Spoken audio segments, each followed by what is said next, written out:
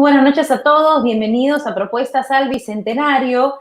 Vamos a conversar el día de hoy sobre una iniciativa organizada por Videncia Consultores que plantea a través de expertos algunas propuestas en los ejes más importantes que afectan la gobernabilidad de nuestro país, su economía. No es un secreto que estamos pasando una situación difícil económicamente, luego de un importante progreso socioeconómico en los últimos 20 años.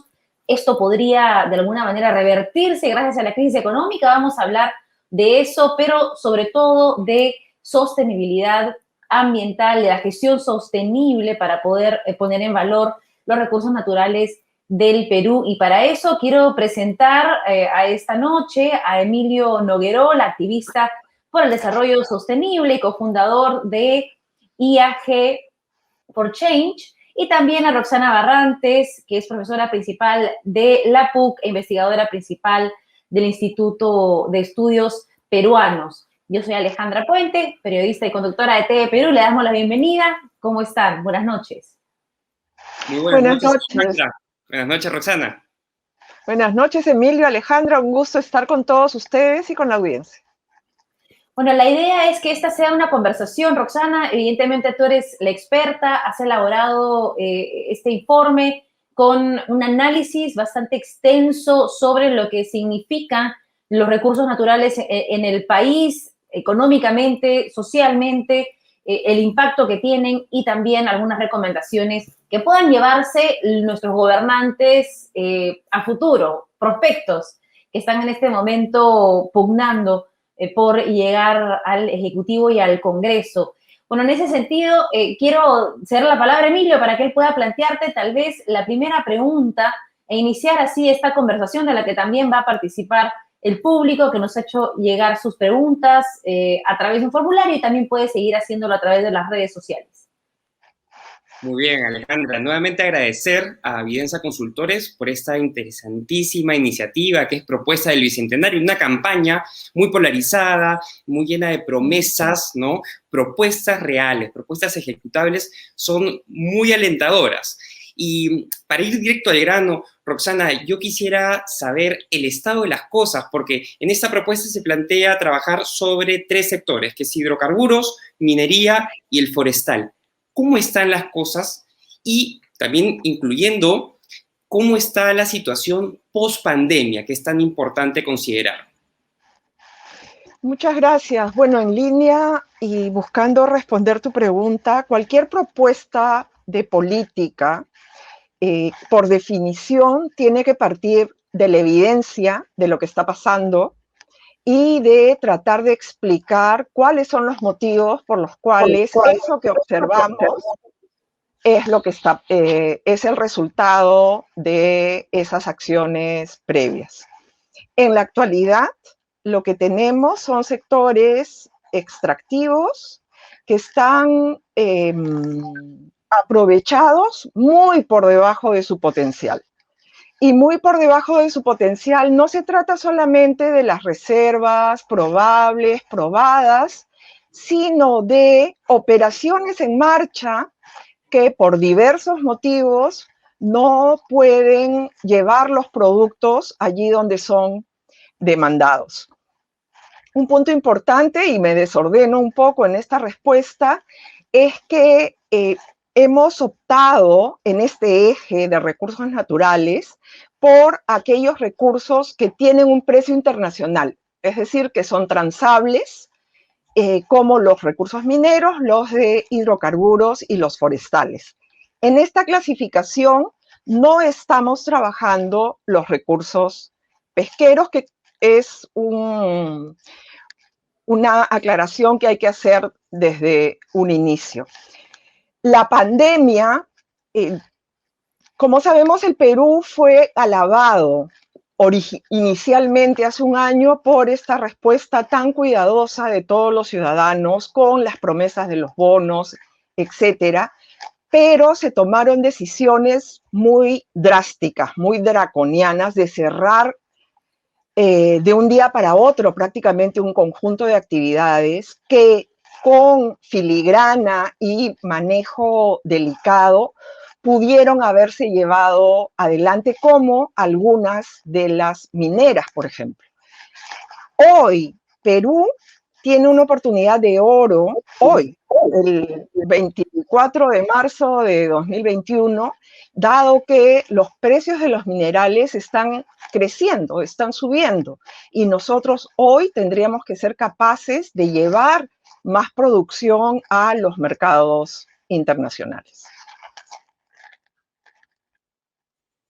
Muchas Pero gracias. es una oportunidad, claro, es una oportunidad, pero también vemos que hay bastante descontento y estas situaciones de crisis sacan a flor de piel el descontento que podría haber existido previo, ¿no? Hablábamos del análisis previo a la pandemia, teníamos 1 de cada 10 pobladores cerca de, por ejemplo, en el país sin acceso a agua potable, 1 de cada 10 sin acceso a una vivienda digna, y muchas veces los espacios mineros son un caldo de cultivo, ¿verdad?, para concentrar esos reclamos, esos pedidos sociales no atendidos durante periodos muy largos, pero que se concentran pues alrededor de estas industrias.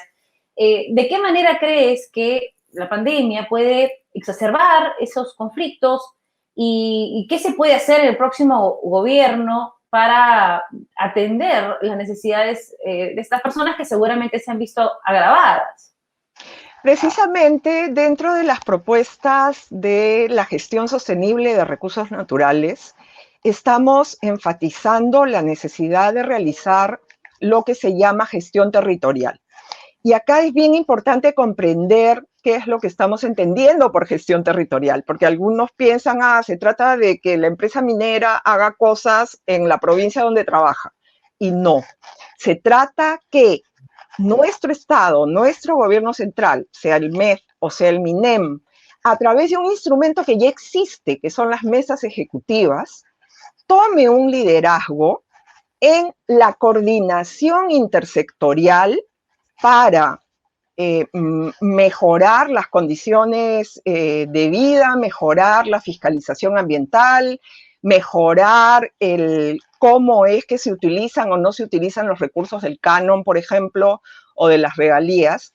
Y además que en esa coordinación se incluya también a los gobernadores regionales, a los alcaldes y también a los presidentes de las comunidades, de tal modo que tú puedas lograr de una manera concertada que el proyecto minero o el proyecto de hidrocarburos se inserte en una dinámica de relaciones sociales en un territorio, que es una manera distinta a cómo ha venido ocurriendo hasta ahora. Ahora, es muy interesante cuando ustedes proponen el tema de la organización territorial, por supuesto, y la gestión territorial, y se habla de pronto restarle ciertas capacidades a los gobiernos regionales en cuanto a pequeña minería y a minería artesanal y fortalecer la gestión del Ministerio de Energía y Minas, el MINEM. ¿Cómo se puede hacer esto? Esto entiendo que viene con un aparato legal, una serie de cambios normativos, pero ¿cómo está la situación para que haya sido necesario tomar ese tipo de decisiones que pueden generar ciertas fricciones desde los gobiernos de niveles más bajos? Muchísimas gracias por esa pregunta, Emilio. Me parece que además nos obliga a volver a recomendaciones que se vienen haciendo hace más de 20 años. En el año 96, el informe sobre el desarrollo mundial del Banco Mundial recomendaba precisamente ajustar la función a la capacidad. Y la percepción es que la percepción y los resultados es que nuestro proceso de descentralización ha sido uno que fue transfiriendo competencias sin necesariamente asegurarse de que las capacidades estaban donde debían estar. No vino acompañada de la implementación de un servicio civil, y acá me estoy yendo un poco del tema que nos convoca esta noche, no vino acompañada de un conjunto de apoyos como instrumentos, lineamientos, etcétera, y capacitación y línea de carrera para los funcionarios de los gobiernos locales.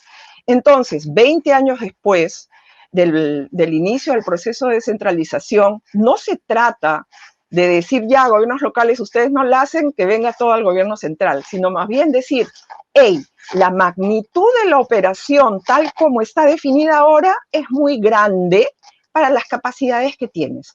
Entonces, una parte, regresemos al gobierno central, y otra parte que viene acompañada de esta capacitación, de este fortalecimiento de los gobiernos, queda bajo tu encargo, porque ya vienes trabajando en el tema y entrenándote durante tanto tiempo.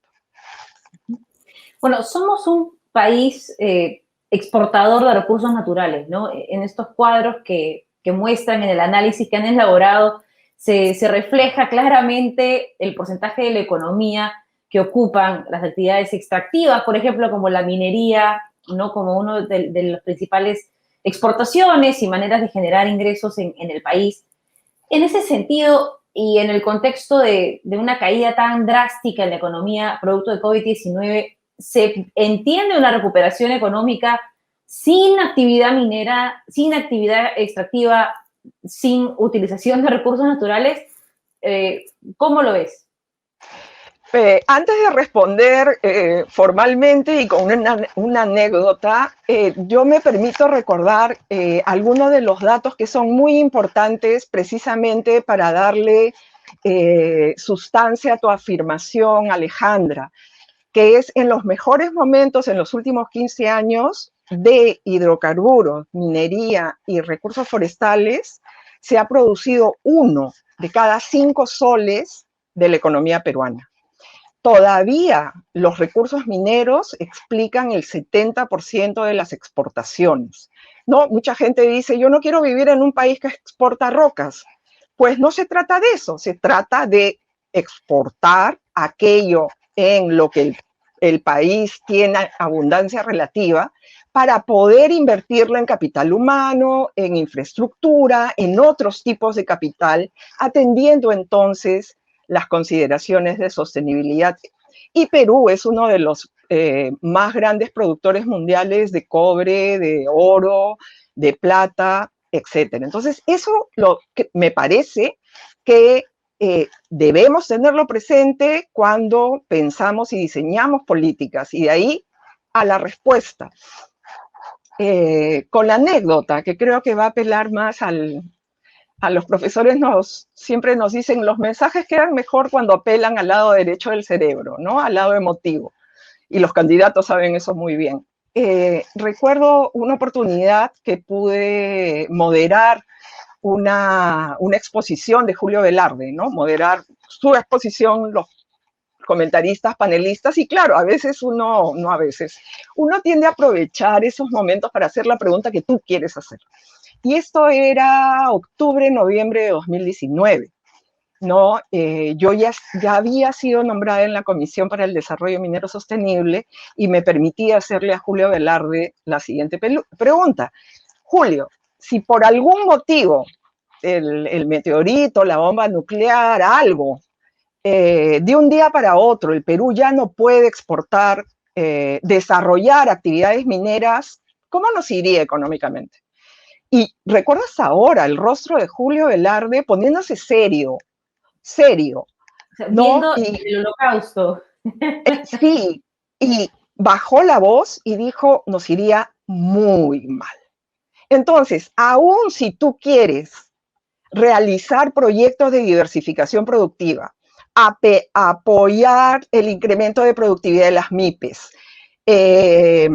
comenzar con programas de protección social que respeten a los ciudadanos, y de esto estoy segura que Miguel Jaramillo ha conversado y nos ha expuesto con mucha claridad. Necesitas recursos, no lo puedes hacer sin recursos.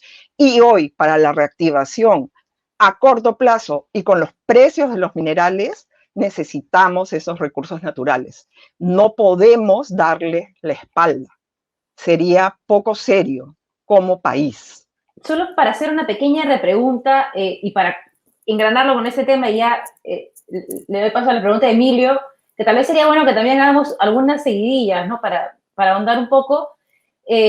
en ese sentido, o sea, da la impresión de que somos un país dependiente de la minería, de nuestros recursos naturales, y que de alguna manera eso también nos hace vulnerables a la caída de los precios de los minerales. O sea, ¿estaría recomendado a largo plazo ir dejando también esa dependencia? ¿Se puede? Por supuesto, Alejandra.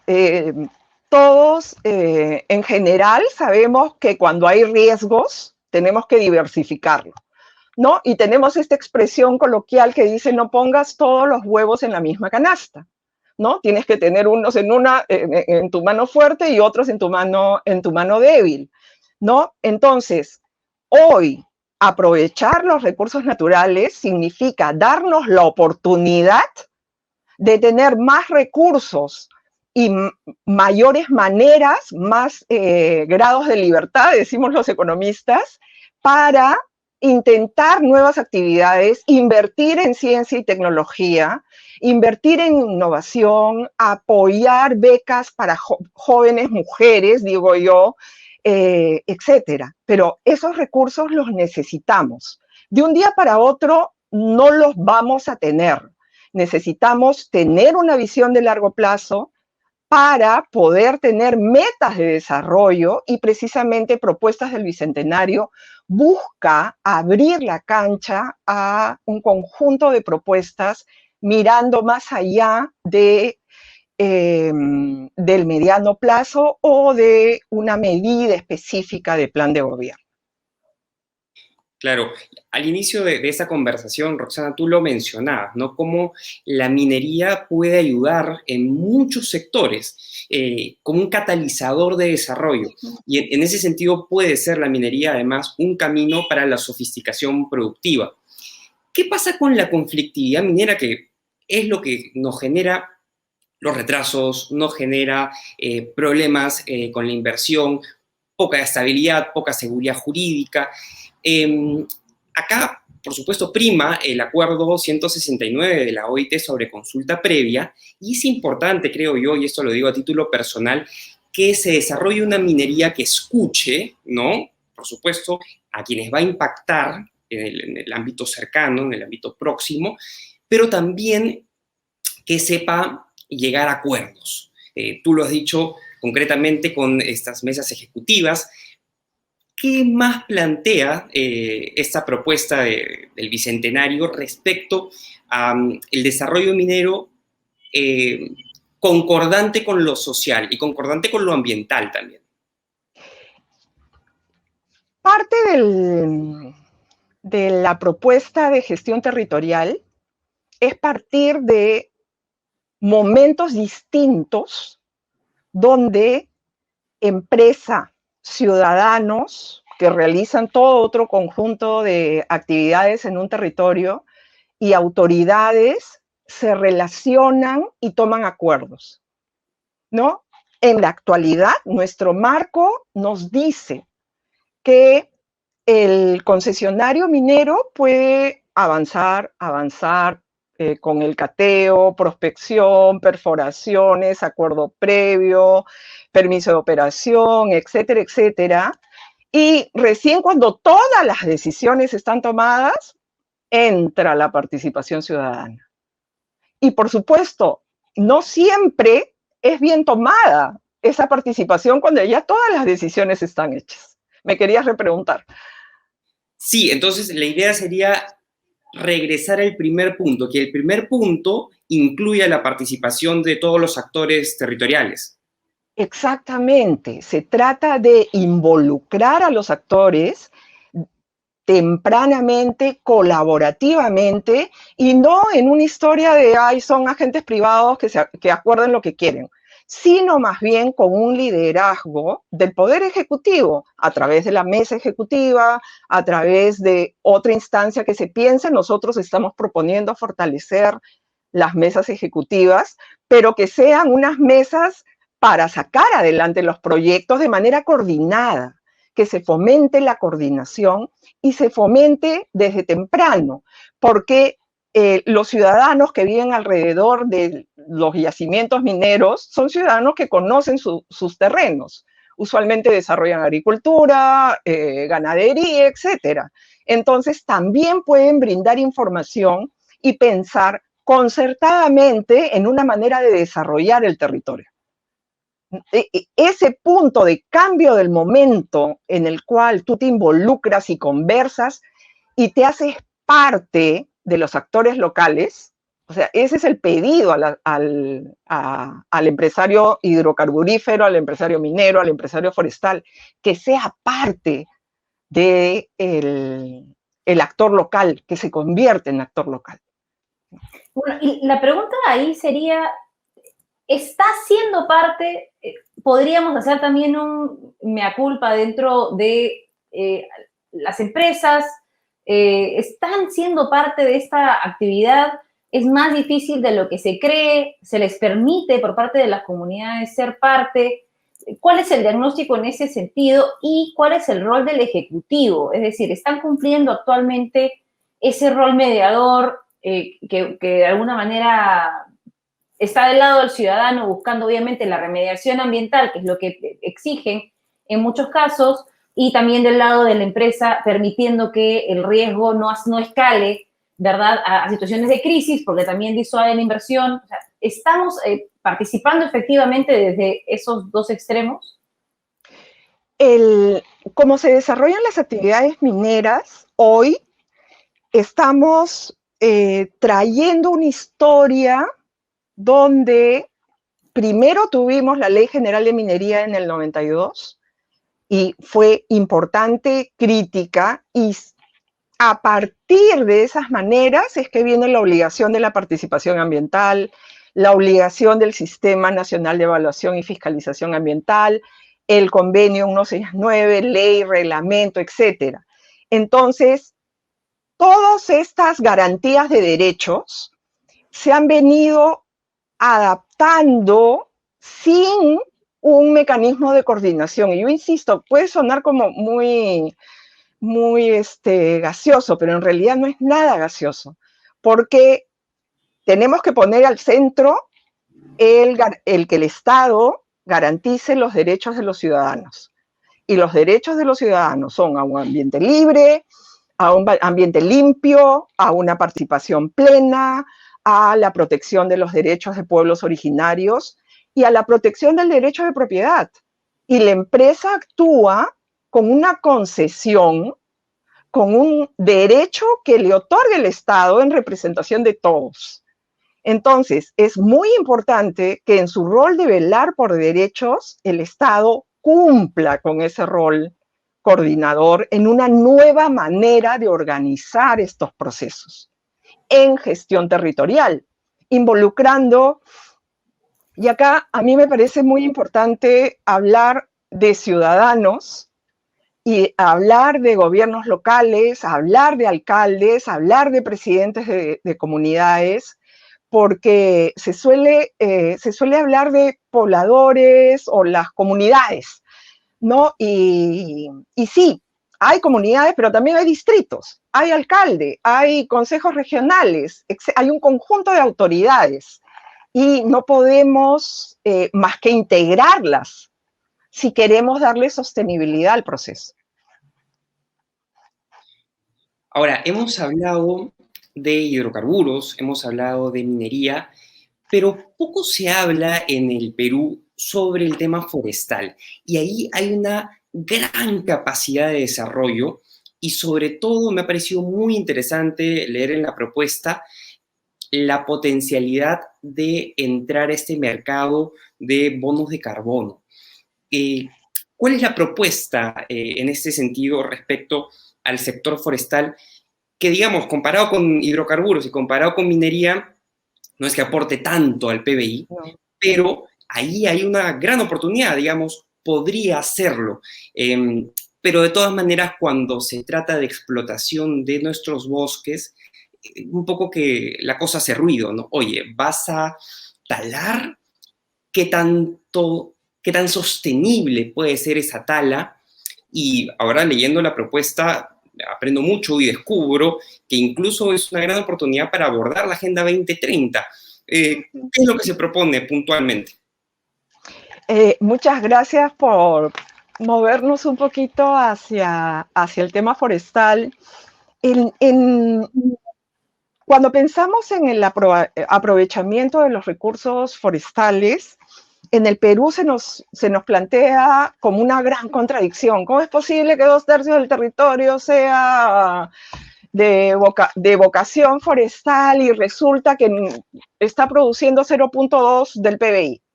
Que es algo estamos haciendo mal. Entonces, más allá de la aparente contradicción, porque yo digo que es una aparente contradicción, lo cierto es que el Perú es parte de la cuenca amazónica, y la cuenca amazónica es no voy a decir muy importante, porque sería realmente subestimar su importancia, para brindar servicios ecosistémicos al planeta Tierra, ¿no? Clima, fijación de carbono, etcétera, etcétera.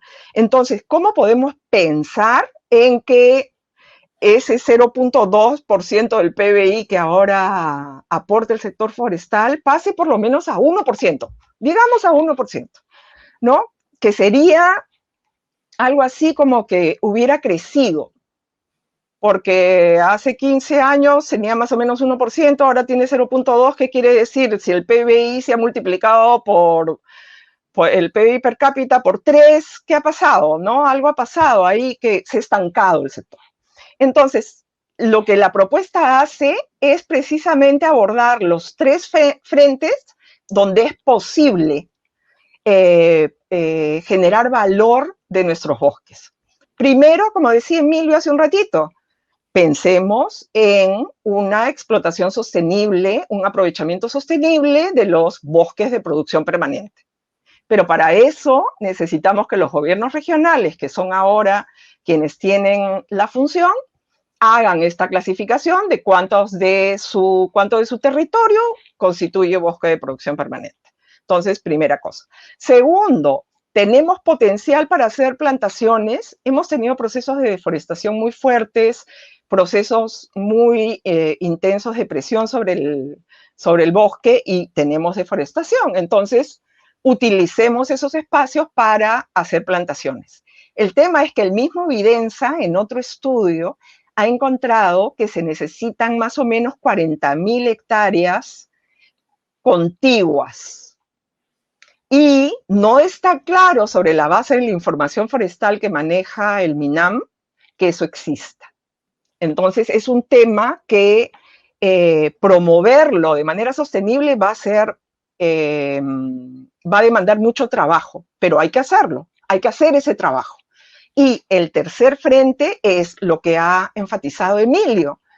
Podemos integrarnos en los mercados secundarios de carbono de tal modo de obtener valor de los servicios ecosistémicos. Y hay muchas empresas, por lo menos yo sé de un caso que se ha firmado hace muy poco, de una empresa petrolera que está comprando una cantidad de carbono para que esos recursos sirvan para sostener y mantener un área de conservación. Y eso se puede hacer, ya se está haciendo, y el Perú ya es jugador, pero para la magnitud de los bosques que tenemos, nos falta muchísimo para ese potencial. Entonces, antes de que venga la repregunta de cómo lo hacemos, que es lo que estoy segura que tenía Emilio por preguntar, necesitamos nuevamente CERFOR en rol rector y que acelere los procesos de certificación, de clasificación forestal, ordenamiento forestal, que ya lo tiene San Martín. Por lo tanto, estamos proponiendo que sea un piloto en San Martín a partir de plantaciones.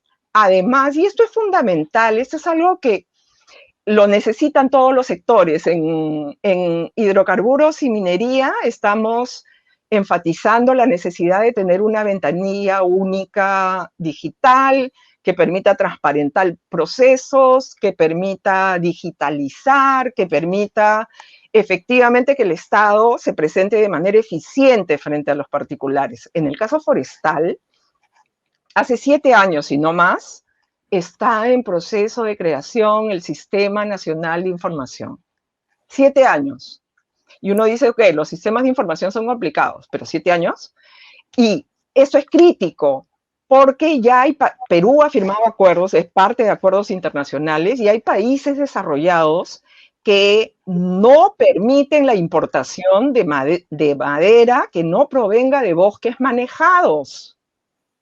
Entonces, si no tenemos la información, la trazabilidad que garantice que ese tronco viene de un bosque manejado, no vamos a poder exportar.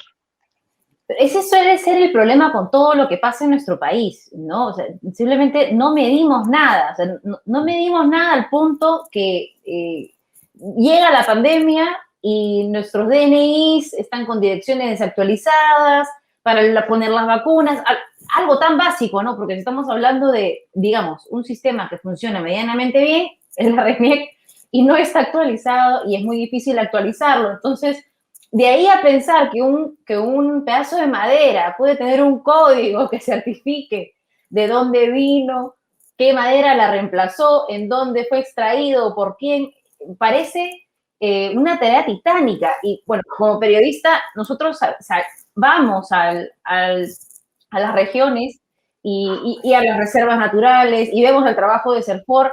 Y es un trabajo sumamente sacrificado. Básicamente se la pasan y gastan todo su presupuesto en luchar contra la informalidad, porque bueno fuera que fuera una empresa privada que está extrayendo madera, ¿no? Finalmente no le extrae la empresa privada y viene la tala ilegal y al final viene con armas, con delincuencia, con prostitución, con daño al medio ambiente, con enfermedades, con una crisis social tremenda, y tenemos a los pobres de CERFOR, ¿verdad? Ingenieros forestales, actuando de policías frente a ese tipo de situaciones, ¿no? Entonces, no sé, es viable, capaz estoy siendo muy pesimista, ¿no? Pero, o simplemente estamos a 20 años de esa posibilidad. Qué pregunta y comentario más complicado, Alejandra, ¿no? Como soy economista, siempre le puedo decir de un lado y del otro, ¿no? De un lado, una parte de mí, totalmente de acuerdo contigo, parecería una tarea titánica, pero de otro lado, tú te pones a ver otros esfuerzos. Yo me acuerdo, ustedes son muy jóvenes, pero yo me acuerdo cuando no teníamos SUNAT y cuando la SUNAT empezó a trabajar. Yo estoy segura que en ese momento habían muchas personas que compartían una opinión similar a la que tú tienes, Alejandro. Cobrar impuestos en el Perú, por favor, eso no lo vamos a hacer nunca. Y poco a poco, digamos que la SUNAT podría aplicarse un poquito más en algunos aspectos y poner un poquito de racionalidad en otros, pero la SUNAT existe. Y creo que cada vez más lo último que uno quiere es recibir una llamada o una carta de la SUNAT. ¿No es cierto? Y en el año 91, 92, la verdad era ya, ok, ¿cómo hacer esto? ¿No? Que es un poco Entonces, ¿nos tomará 20 años? Depende de nosotros, depende de por quién votemos.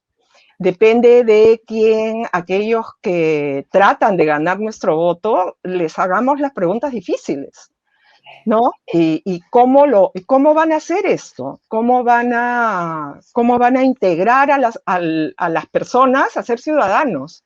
Y para eso necesitan seguridad, necesitan poder llevar a cabo sus actividades de una manera que les dé tranquilidad, ¿no?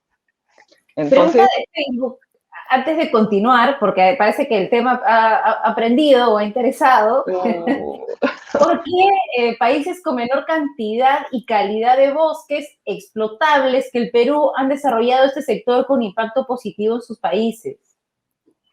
Esa pregunta parece que trae Chile. En todo caso, me permite comentar algo que desconozco un poquito menos. Y acá hay un tema que nos hace muy distintos que Chile, más allá de que ellos toman limonada y le llaman pisco sour, pero ese es otro tema. Chile es un país subtropical. Nosotros somos un país tropical de la cuenca amazónica. Entonces, la manera como vamos a forestar el país es distinta por definición. Puede ser parecida en cuanto a que la inversión forestal es una inversión de largo plazo, ¿no? Es una inversión que requiere estabilidad jurídica, es una inversión que requiere una capacidad de decir, yo postergo beneficios 10, 15, 20 años, ¿no? De ahí que uno podía pensar en mecanismos de gestión de pensiones, por ejemplo, que serían los inversores forestales por excelencia, ¿no? Entonces, hay componentes de la política que pueden ser parecidos, pero el potencial en términos biofísicos es totalmente diferente, ¿no? Es inevitable, creo yo, en esta conversación citar esta famosa frase que ya se ha vuelto parte de nuestra cultura popular, que es que el Perú es un mendigo sentado en un banco de oro, ¿no? Y digo esta frase porque la evoca una pregunta en Facebook que dice, ¿qué pasa con ese país que tiene recursos naturales? ¿Qué no han hecho los gobiernos anteriores, ¿no? En todos sus niveles? ¿Y qué es lo que deberían hacer para aprovecharlos de mejor manera? Algo que me parece que no se ha hecho es poder cambiar procedimientos y maneras de actuar a medida que la realidad te iba diciendo que debías integrar a los ciudadanos en la toma de decisiones, ¿no? Porque lo último que uno quiere es que se tomen todas las decisiones y uno sea el último en enterarse, a pesar que eres vecino del nuevo centro comercial que van a poner, ¿no? Colindante con tu domicilio. No quieres eso, ¿no es cierto? Tú quisieras haber sido parte del proceso de toma de decisiones, es normal. No, creo que nos ha faltado una visión de Estado, una visión nacional sobre el desarrollo de los recursos naturales. Y es bien interesante, ¿sí? En el marco del Acuerdo Nacional tenemos política de ordenamiento territorial. Recientemente tenemos una política de desarrollo de sociedad de información, pero no tenemos política de desarrollo y aprovechamiento de los recursos naturales. O sea, como país todavía no queremos, no hemos querido, pasado, ponernos de acuerdo y tratar de encontrar un espacio de diálogo y de maneras de hacer las cosas donde el Estado lidere en representación de todos, ¿no? Sí, es que pareciera, no sé si aquí para aportar, que es tal vez un diagnóstico personal, pareciera que cada vez que el Estado quiere liderar algo, hay tantos intereses diversos que se colisionan entre ellos, que salen quemados y trasquilados. Entonces, nuestros políticos prefieren tocarlos de manera indirecta, ¿verdad? No meterse al centro, porque si tú agarras el meollo del asunto, saltan todos, ¿verdad? Y si saltan todos, nadie está contento, porque, digamos, es lo hemos visto, por ejemplo, con los paros de transportistas en el sector agricultura, lo hemos visto en otros sectores como para trasladar la experiencia reciente. ¿Cómo se podría liderar manejando tantos intereses que se mueven alrededor de actividades como estas?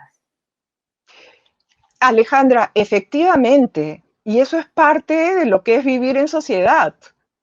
Hay muchísimos intereses distintos y se trata de poder llegar a acuerdos.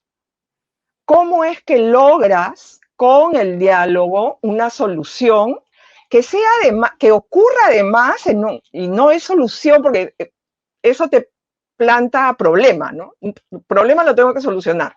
Acá lo que tengo es un reto, ¿no? Como país tengo el reto de generar recursos que necesitamos hoy para implementar el primer nivel de atención de salud.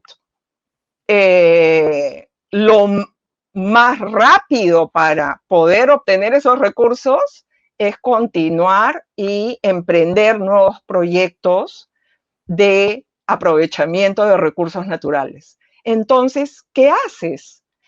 Ahí es donde déjenme dar un paso adelante de lo que en un área que desconozco más, ¿ok?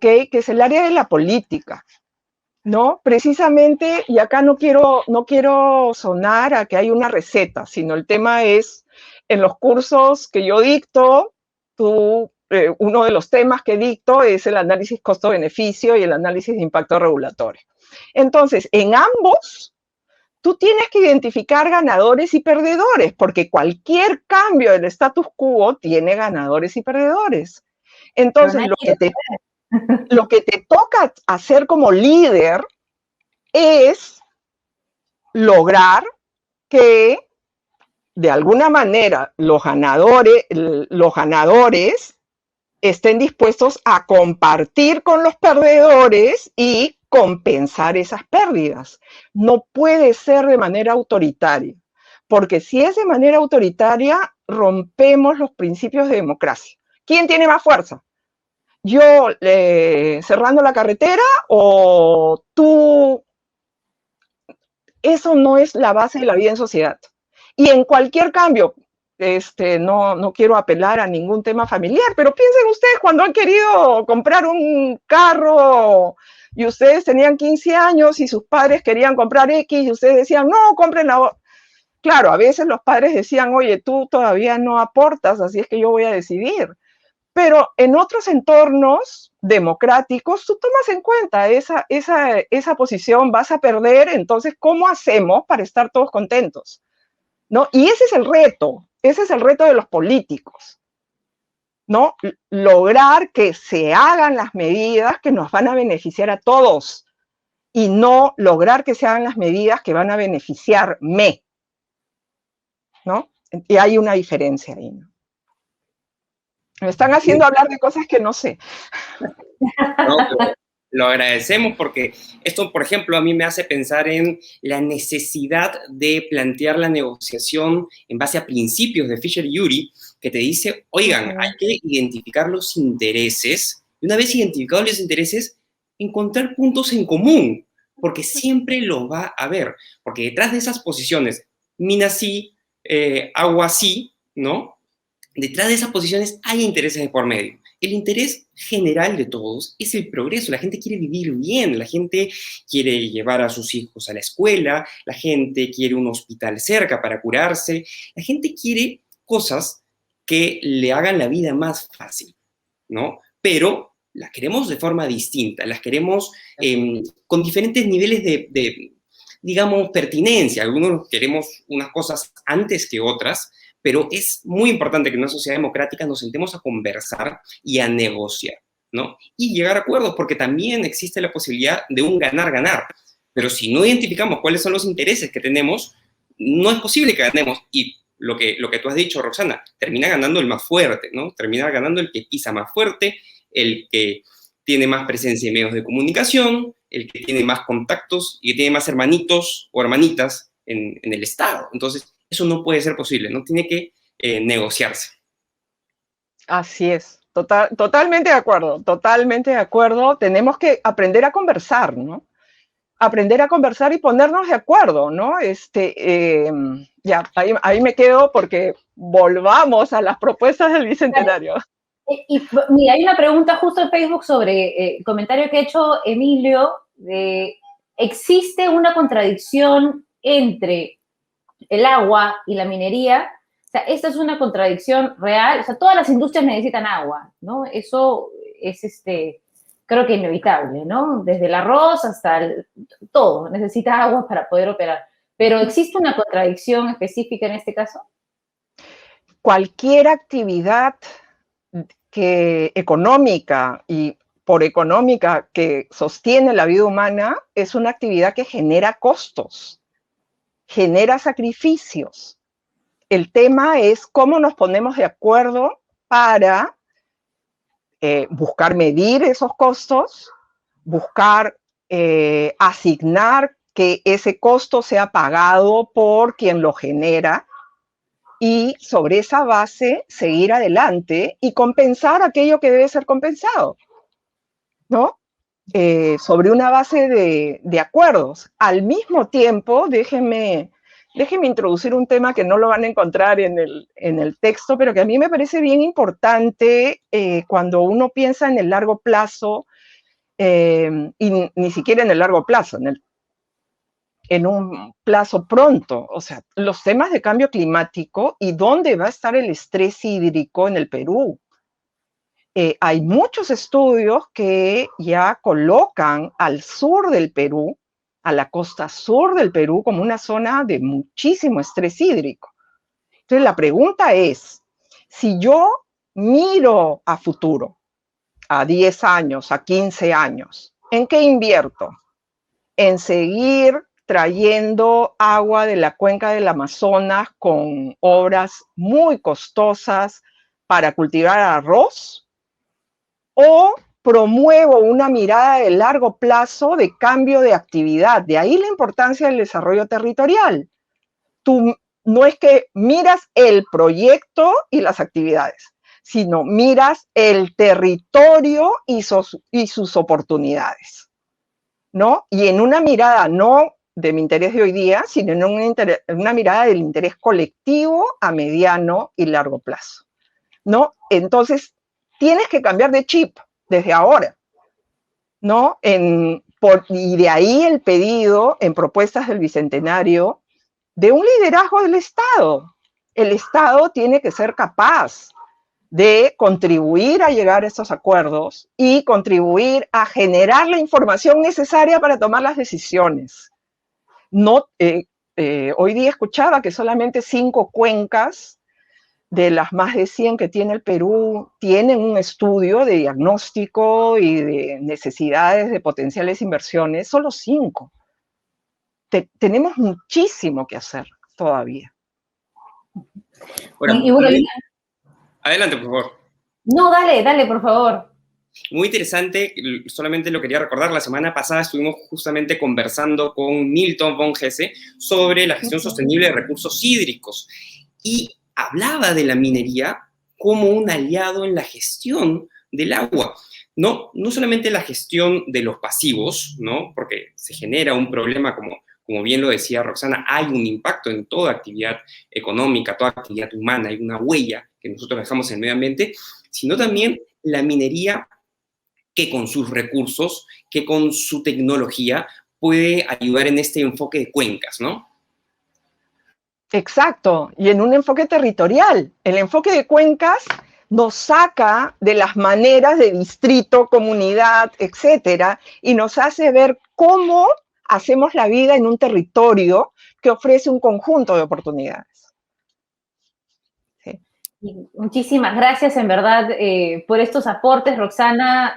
Sabemos que te hemos hecho hablar de temas que escapan a los números y a las tablas, pero sabemos que tienes tanta experiencia y manejo que has podido sortearlo, creo, con éxito.